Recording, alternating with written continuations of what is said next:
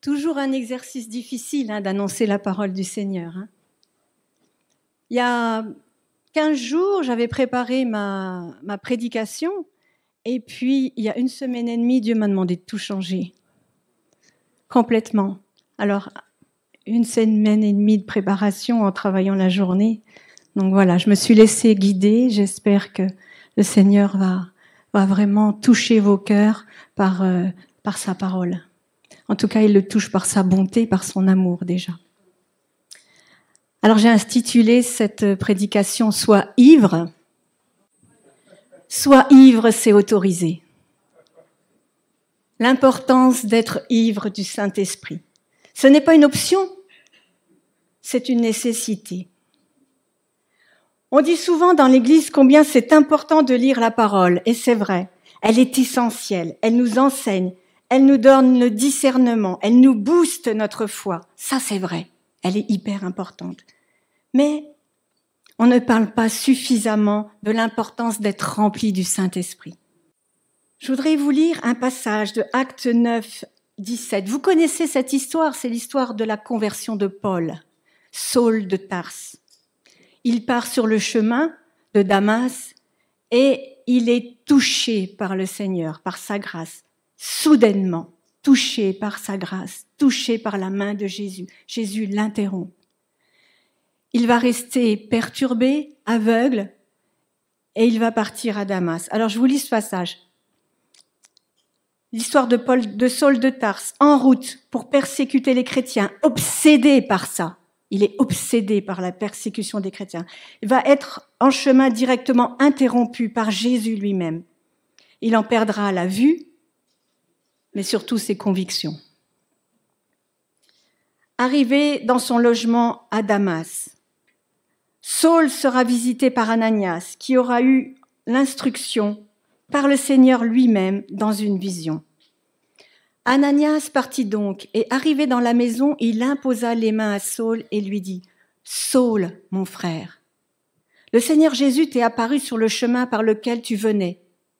Il m'a envoyé pour que la vue te soit rendue et que tu sois rempli du Saint-Esprit. » Au même instant, ce fut comme des écailles qui tombaient de ses yeux, et Saul vit de nouveau. C'est vraiment un passage qui est assez impressionnant, de voir la transformation d'une personne. Arrivé dans son logement à Damas, Saul sera visité par Ananias, qui aura eu l'instruction par le Seigneur lui-même dans cette vision. Ananias obéit. Pourtant, c'est pas facile pour lui, parce qu'il connaît la réputation de Saul de Tarse. Mais il obéit. Il ira voir Saul et lui dira en imposant les mains, « Saul, mon frère, le Seigneur Jésus t'est apparu sur le chemin par lequel tu venais. Il m'a envoyé pour que tu recouvres la vue et que tu sois rempli du Saint-Esprit. » Ce qui est important ici, c'est qu'Ananias va dire « Je viens pour te redonner la vue », c'est une chose, mais le but ultime par lequel le Seigneur m'envoie, c'est que tu sois rempli du Saint-Esprit, car il a une mission pour toi. On voit que le Seigneur voulait qu'il soit littéralement rempli du Saint-Esprit, afin que sa vie soit transformée. Il voulait que Saul vive une vie surnaturelle. Lui qui était un persécuteur, un homme violent, en un instant, il deviendra un homme nouveau, avec une destinée, un ministère prévu par Dieu. Comment ? Rempli du Saint-Esprit. Ensuite, Saul va exécuter la parole du Seigneur. Il va confesser ses péchés et il se fera baptiser d'eau. Et il fera de Jésus son Seigneur et son Sauveur. La finalité, c'est que l'Esprit de Dieu vienne en lui pour qu'il devienne un homme nouveau. Il sera doux, rempli d'amour et de puissance. En effet, Saul connaissait la Torah par cœur. Il a été dans les plus grandes écoles des pharisiens. Il connaissait la loi sur le bout des doigts. Il avait même un avenir peut-être tout tracé dans le temple. Mais cela ne l'a pas changé. Mais lorsque Saul a été rempli du Saint-Esprit, il est devenu l'homme nouveau, Paul. Si pour ma part, je ne suis pas un minimum rempli du Saint-Esprit, je redeviens une femme charnelle. Et cette vie surnaturelle où je vois le fruit de l'Esprit se manifester, l'amour inconditionnel, la paix, la bonté de Dieu, la joie et tout ce qui va avec, ça me nuise. Et j'ai l'impression que ma vieille nature refait surface. Lorsque l'on est rempli du Saint-Esprit, on ressemble à Jésus. Le péché te dégoûte. La convoitise ne t'attire pas. Parce qu'en toi coule la vie du Saint-Esprit. Tu n'as pas besoin de faire des efforts. Le sang de Jésus coule dans tes veines. La parole est vraie. Elle nous montre le chemin, la vérité et la vie. Elle dira ce qui est bon, agréable et parfait. Mais la parole seule ne suffit pas pour mener une vie surnaturelle. Il nous faut de l'esprit qui nous donne la force, la volonté d'accomplir ce que Dieu veut. Il nous donne le vouloir et le faire. Romains 7, 19 dira, l'apôtre Paul dira, car le bien que je veux, je ne le pratique pas. Mais le mal que je ne veux pas, je le pratique. Ce n'est plus moi qui l'accomplis, mais c'est le péché qui habite en moi. Dans une autre version, il dira, quand je veux faire le bien, le mal est attaché à moi, car je trouve dans mes membres une loi qui me pousse à la convoitise et à faire le mal que je ne veux pas faire et m'empêche de faire le bien que je voudrais faire. Il y a une force en moi qui agit pour le contraire du bien et je n'y arrive pas. Beaucoup de personnes disent « c'est plus fort que moi ». Je n'y arrive pas. Donc ça veut dire quoi? C'est le mal qui domine ta vie? Est-ce que c'est le diable qui dirige ta vie? L'apôtre Paul dira aussi dans Romains 7, 24, « Misérable que je suis, qui me délivrera du corps de cette mort? Grâce soit rendue à Dieu, car notre Seigneur Jésus, ainsi donc moi-même, je suis en entendement esclave de la loi de Dieu, et je suis par la chair esclave de la loi du péché. » Qu'est-ce que veut dire Paul là? Il explique qu'il n'est pas capable seul de manifester cette vie de puissance, cette vie surnaturelle qui démontre le caractère de Dieu, son amour, sa douceur.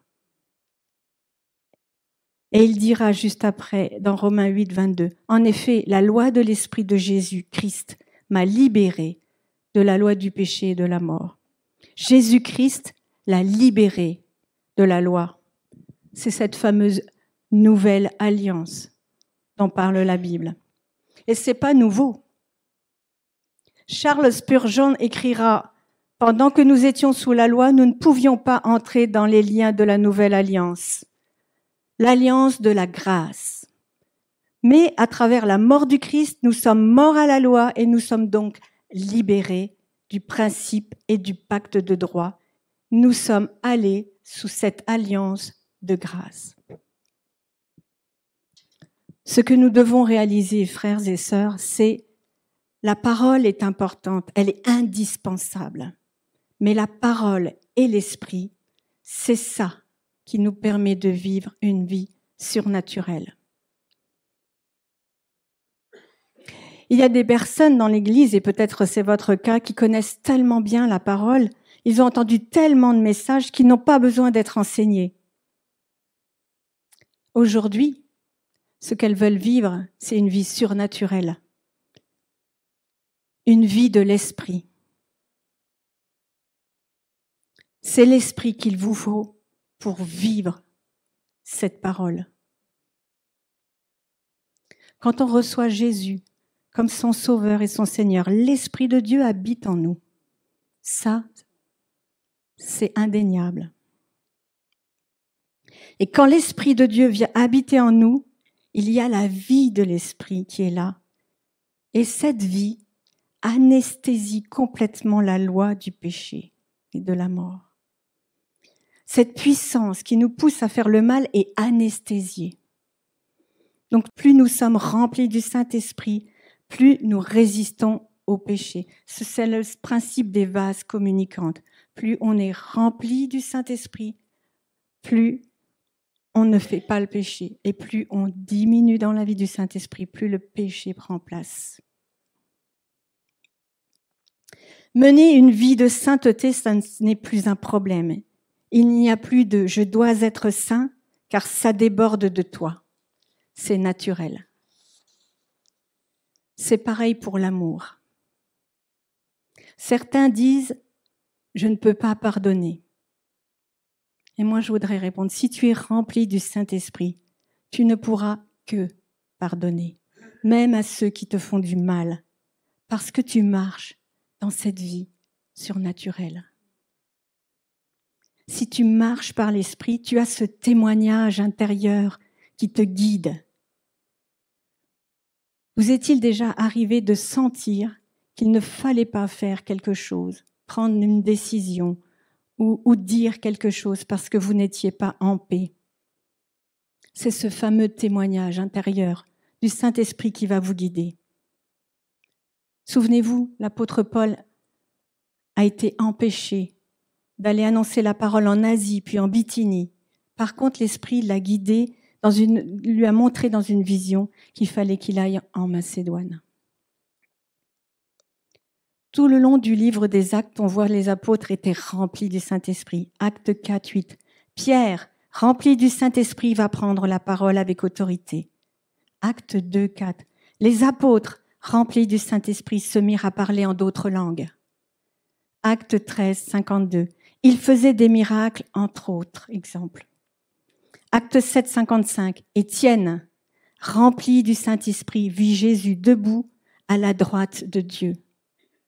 Plus de 18 versets dans les Actes parlent du Saint-Esprit, rempli du Saint-Esprit. Si tu veux vivre le surnaturel, il faut être rempli et marcher par l'Esprit. À plusieurs reprises, je me suis sentie remplie du Saint-Esprit qui m'a poussée à dire ou à faire des choses que je n'aurais jamais osé faire ou dire. Électrifiée par sa présence. J'ai collaboré avec Dieu, car Dieu ne veut pas que nous travaillions pour lui. Il veut que nous travaillions avec lui. Alors cette ivresse, oui, cette ivresse, elle est permise, contrairement à l'alcool. Pourtant, il y a 5 similitudes entre une personne qui est ivre de l'alcool et ivre du Saint-Esprit. La première similitude, c'est que la personne alcoolique est remplie d'audace. Un alcoolique va oser dire à ceux qui sont en face de lui ces 4 vérités. Il n'aura aucune gêne. Si vous êtes rempli du Saint-Esprit, vous aurez l'audace et le zèle et vous oserez témoigner sans crainte. La deuxième similitude, l'alcoolique a ses sens décuplés.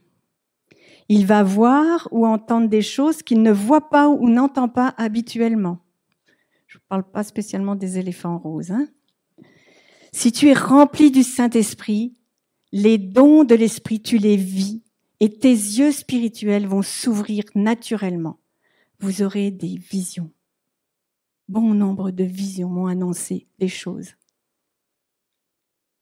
Joël 2, 28 le dit d'ailleurs. Après cela, je répandrai mon esprit et vos fils et vos filles auront des visions. Étienne vit le ciel ouvert et il vit la gloire de Dieu dans une vision. La troisième similitude, l'alcoolique accomplit des prouesses. Il est saoul, mais ne trébuche pas. Étienne, plein de foi et de puissance, accomplissait des prodiges et de grands signes miraculeux.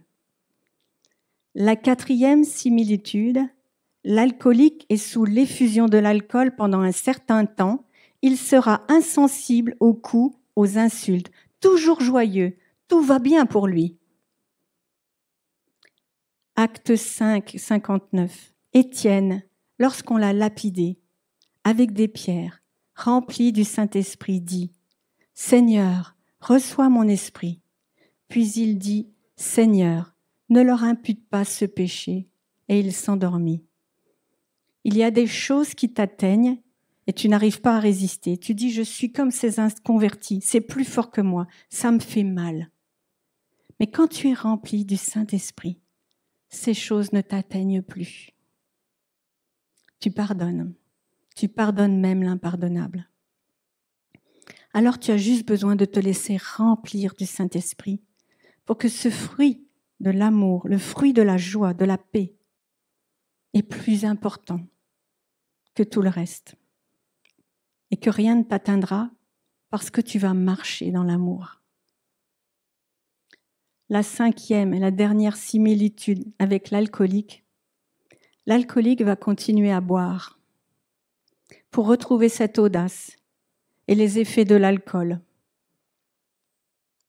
De même, pour être rempli du Saint-Esprit, tu ne peux pas dire « J'ai été rempli du Saint-Esprit, c'est bon, ça y est ».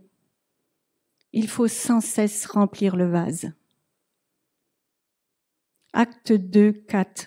L'Église primitive, les disciples ont été remplis du Saint-Esprit. Mais dans Acte 4, 24, il redit « Ils auront besoin d'une nouvelle onction alors qu'ils étaient sous l'intimidation, la persécution, qu'ils ont été menacés, chassés pour les tuer. Il est écrit « Ils se réunirent à nouveau pour prier.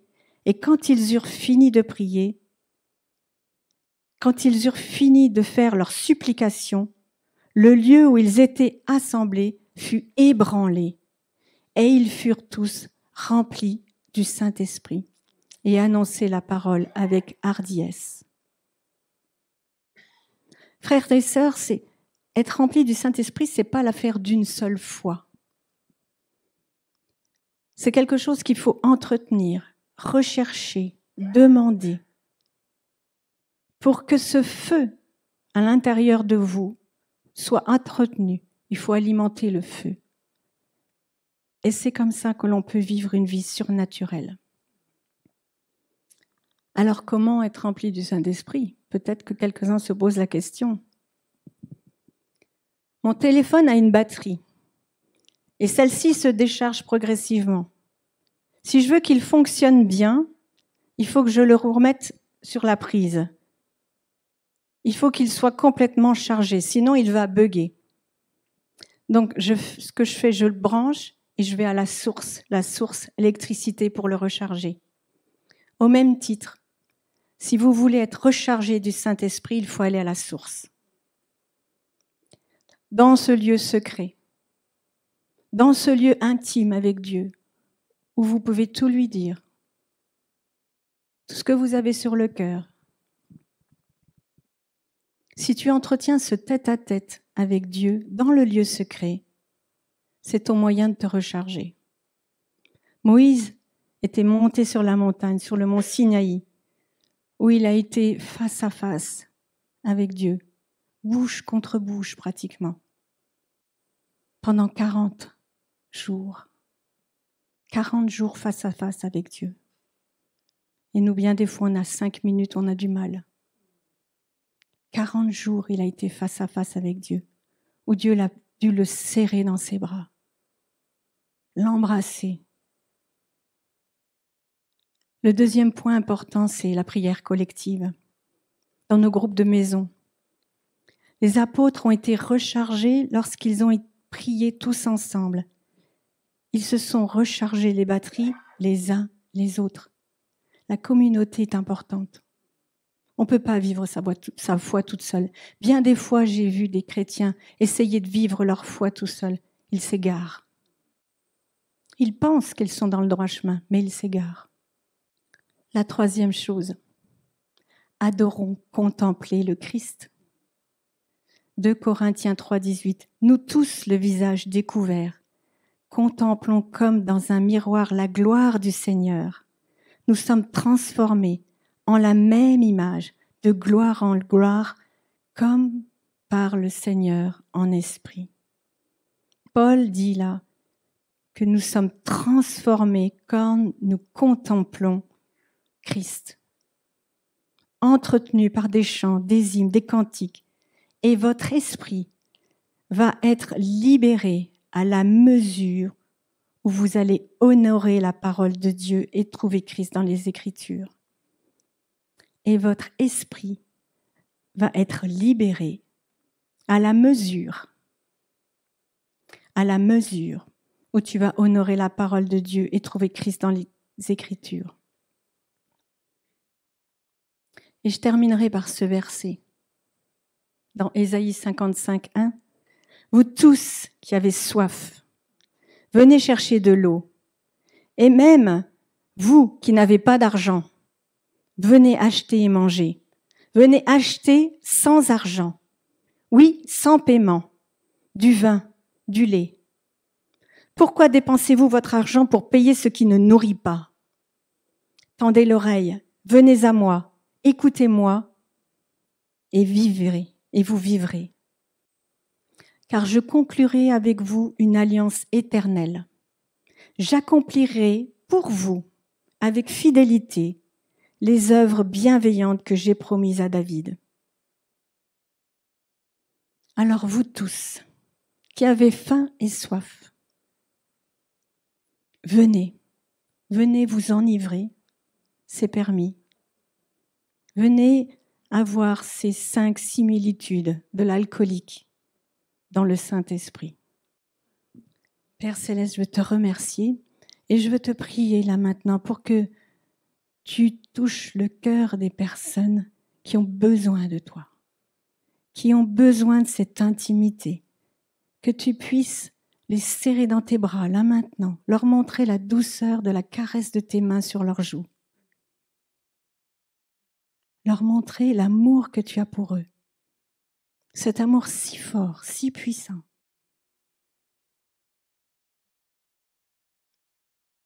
Au nom de Jésus.